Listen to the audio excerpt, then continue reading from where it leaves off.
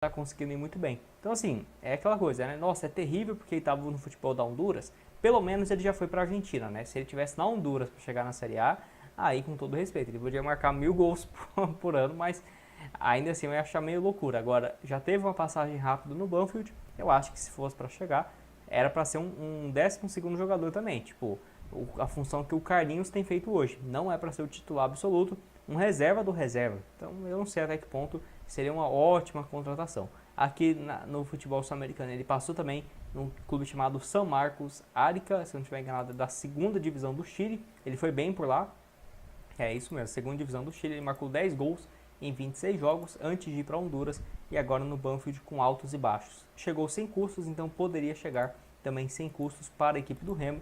Essa seria a tendência, né? Contrato perto do fim até o final de 2025. Eu vou deixar aqui também outros pontos dele, ó, na temporada passada. Um cara muito mais de área, né? Até porque ele é alto, ele tem 1,91 m. Então tá aí essa questão. Deixa eu ver se tem a liga da Guatemala. Acho que não vou achar da Honduras, né? Não vai ter não. Vai ter só algumas copas mesmo que o clube disputou. Enfim, marcou 2 gols ainda em 7 jogos por lá na CONCACAF, né? Que é como se fosse a Libertadores deles. E aí eu vejo que tem outras opções no mercado que talvez possam ser melhores. Por exemplo, o Mastriani, que não é um nome barato, questão de salário certamente seria maior, mas assim, ele pertence ao Atlético Paranaense até o fim do ano. Nesse início de temporada ele fez poucos jogos, não marcou nenhum gol, 4 partidas com time reserva e ele não marcou nenhum gol ainda, né? Tipo, ou seja, tá realmente numa fase muito ruim. E o Atlético vai ficar com ele até o fim do ano? Enfim, era melhor o Atlético emprestar ele, pagando metade dos salários, e um outro clube assumindo outra metade. Lembrando, a primeira passagem dele no Furacão não foi ruim, ele marcou 16 gols e 5 assistências. Acabou sendo rebaixado, foi emprestado para o Botafogo, só fez 17 partidas no Botafogo no ano passado. É igual o Tiquinho Soares. Tiquinho Soares, se continuasse no Santos, iria ser bom? Eu acho que não. Foi para o Mirassol, tenho certeza que em novos ambientes e tal, um time organizado, ele pode sim fazer a diferença. O Mastriani talvez se viesse para o Remo, também uma situação parecida. O Aleph Manga também recuperou seu futebol, o próprio Pedro Rocha também no ano passado. Então assim, são sim algumas alternativas que na minha opinião pode ser sim algo viável, né, para o médio e longo prazo.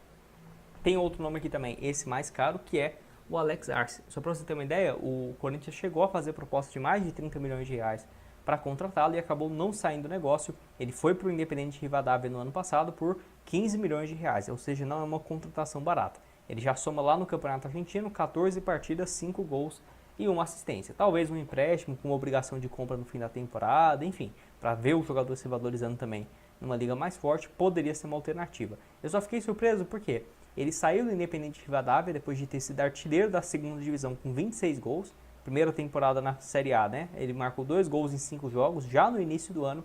Foi para a LDU, primeiro ano com 35 gols, o segundo ano, né, 7 gols em 19 jogos e voltou para o mesmo preço, tipo, até menos, né? O LDU levou um prejuízo, sendo que ele vivia uma fase muito boa. Aí a gente não sabe, né? Tradução, se a gente ficar olhando o portal lá do Equador e tudo mais, a gente não consegue ter uma noção muito clara, mas o atacante paraguaio realmente tem muito potencial e foi especulado no Corinthians, no Palmeiras, mas a LDU na época pediu o dobro do que eles haviam pago, quase 6 milhões de euros, e o Corinthians não avançou nessa história. Se eu fosse os clubes brasileiros, eu ficaria de olho nesse jogador. Certamente, né, teria que ter uma compra, algo próximo de 15 milhões, mas é um atleta que tem entregado muitos gols realmente recentemente. 1,87 m, destro, pode deixar a sua opinião aqui embaixo nos comentários. Dentre ele, o Mastriani, o Rodrigo Alzimendi aqui também, qual que você preferiria? Pode deixar a sua opinião aqui embaixo nos comentários. E aí eu trouxe mais outros 3 nomes que eu particularmente não conhecia, mas que também estão lá no futebol argentino, tá? O primeiro deles, idade parecida, que é o Ignacio Russo, 25 anos, ele tem 3 gols e 2 assistências pelo Tigre, lá da Argentina, nesse início de temporada, contrato só até o fim do ano. Temporada passada pelo Tigre também, ele já havia marcado 11 gols e 5 assistências, é um centroavante mais baixo, 1,75 m, e que é bem interessante também, tem facilidade, né, para sair jogando. É um atleta que não é de ficar só dentro da pequena área, por estar num contrato perto do fim, né, talvez seria mais fácil de imaginar essa contratação.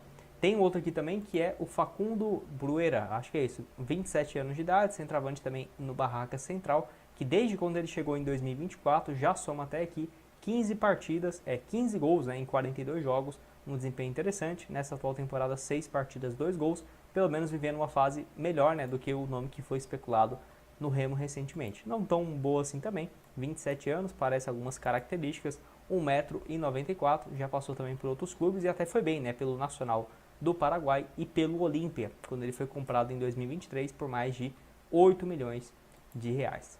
E o último aqui também é o Juan Militeiro, com Vozão, fica aí no ano passado na Série A, igual eu falei para vocês na introdução, né, com boa parte do campeonato longe da zona, até alguns momentos eu até pensei que o Ceará teria se salvado tranquilamente do rebaixamento, e não foi o que aconteceu.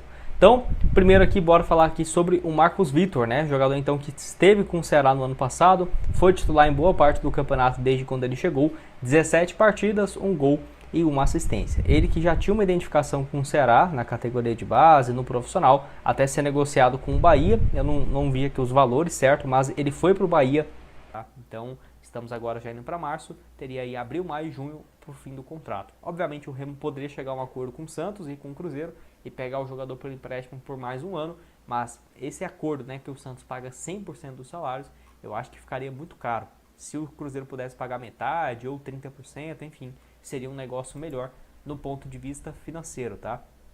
Lembrando que o Cruzeiro pagou cerca de 16 milhões de reais para comprar o jogador, e se o Santos quisesse, né, tinha uma opção também de comprá-lo por um valor possivelmente próximo disso, né, talvez um pouco menor, 15 milhões, 14, 17 no máximo, em torno disso, mas pelo desempenho dele até aqui, muito difícil de imaginar ele ser comprado. E olha que pelo Santos no ano passado ele foi um bom reserva, né, no Brasileirão. Pelo Santos foram 15 jogos e 3 gols, além de 2 assistências só na Série A. Aquela reta final dele ele foi bem, né, como reserva mesmo, a maioria dos jogos como reserva. Começa a titular, depois termina como 12º jogador, entrando em todo jogo, né? Ele marcou gols contra o Flamengo, assistência contra o Mirassol, gol contra o Grêmio e um gol e uma assistência aqui contra o Bragantino, assim que ele chega, né? Então, em 2025, até que ele foi bem na Série A, já estando um pouco adaptado ao Brasil, né? Porque ele jogou o Brasileirão 24 pelo Cruzeiro, um gol em 18 partidas, 2025, né? 3 gols e 2 assistências em 21 jogos e agora em 2026. Lembrando, não é aquele centroavante fixo de área, até para ele ser um pouquinho mais baixo, 1,81 m, pode jogar como um ponta direita, ponta esquerda ou como um segundo atacante. Então, se a gente observa o mapa dele aqui, ó, pelo Cruzeiro, pelo Santos, dá para ver que não é aquele cara só de área, né? Na Sul-Americana ele marcou o gol contra o São Paulo naquela final, acho que vocês vão lembrar, muito mais como um ponta direita, então não é só uma opção para centroavante. Então, você contrata o Lautaro Dias e o João Pedro está marcando muitos gols, deixa ele centralizado e traz o Lautaro para ponta, para segundo atacante, para meia. Pode sim, e é uma opção nessa versatilidade. Ajudou muito o Independente Del Valle naquela ocasião. Naquela Sul-Americana ele foi o artilheiro com 5 gols em 6 jogos, um gol e uma assistência contra o São Paulo na decisão, além também de uma boa fase lá no Independente Del Valle, né? Pode deixar a sua opinião aqui embaixo, você torcedor do Remo, se aceitaria, você acha que essa opção agrega mais em relação ao Santos, às opções que tem hoje, o atleta que não tem conseguido jogar no Santos. Lembrando, né, que até o diretor do Santos recebeu consultas para rescindir esse empréstimo e ir para outro clube, mas naquela ocasião ele despistou, falando que não, que tem jogado com frequência. Naquela ocasião sim, início de fevereiro, até janeiro, né, mais de lá para cá, tem muito ficado no banco e nem foi relacionado para o último jogo, que obviamente é um mau sinal, né. Enfim, pode deixar a sua opinião aqui embaixo. E aí, para finalizar, obviamente eu ficaria de olho aí no Pedro Raul, tá? Lembrando que o Corinthians recebeu consulta pelo centroavante do Curitiba, do Internacional e do Atlético Mineiro, ambos para empréstimo, porque ninguém está disposto a pagar, né? 4,5 milhões de euros, quase 35 milhões de reais pelo negócio. No Corinthians ele não consegue ir bem mesmo, 8 jogos já até aqui, só uma assistência, somando 7 jogos no Paulista e 1 no Brasileirão, então está completamente descartado, na minha opinião, ele ficar no Corinthians até o fim dessa temporada.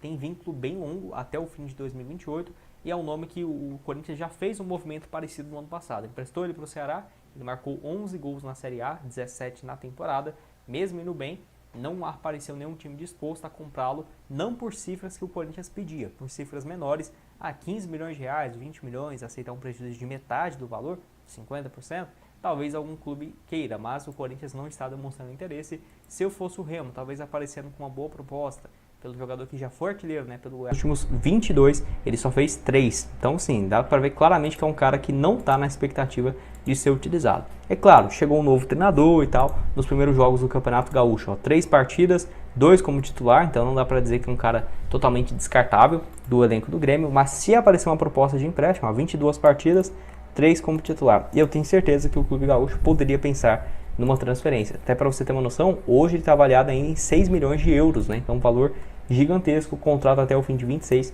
Se eu fosse o Remo também ficaria de olho, acho que, pô, se conseguisse um empréstimo dos dois, aí seria um sonho, mas pelo menos de um que seja, eu já acho que agregaria bastante para o esquema tático, né, do técnico Osório. Vale lembrar que ele é convocado frequentemente ainda para a seleção chilena e que foi muito bem na Universidade Católica, antes dele sair do Grêmio, né, para o Grêmio, ponta esquerda. Ele tinha, por exemplo, nos últimos 1 ano e meio, pouco mais de 48 partidas, 17 gols e 6 assistências. Havia jogado muito também pelo Nublense em 2022. Naquela ocasião o jogador tinha só 19 anos, né, e já vinha chamando muita atenção. Pode deixar sua opinião aqui embaixo nos comentários. E aí, para ir aqui para a reta final do vídeo também, tem aqui mais um que é o Gustavo Martins, o zagueiro aí reserva. Foi titular na vitória 4-0 contra o Avenida, 33 jogos no ano passado, é um nome que eu ficaria de olho. Tem 3 zagueiros aqui no Grêmio que se eu fosse o Remo eu ficaria de olho. Dá para pensar em contratar 2 desses aqui, Gustavo? Eu acho que não, mas pelo menos um eu acho que pode sim ser interessante. O Gustavo Martins aqui, ó, muito potencial, o Grêmio também certamente não abriria a mão dele num contrato sem compensação financeira, igual fala, mais um empréstimo mesmo. 33 jogos no ano passado, 31 partidas em 2024, em 2023 25 jogos, desde muito cedo, né? Já vinha jogando no time de cima, passou pelo Caxias de empréstimo em 2021, passou na base também do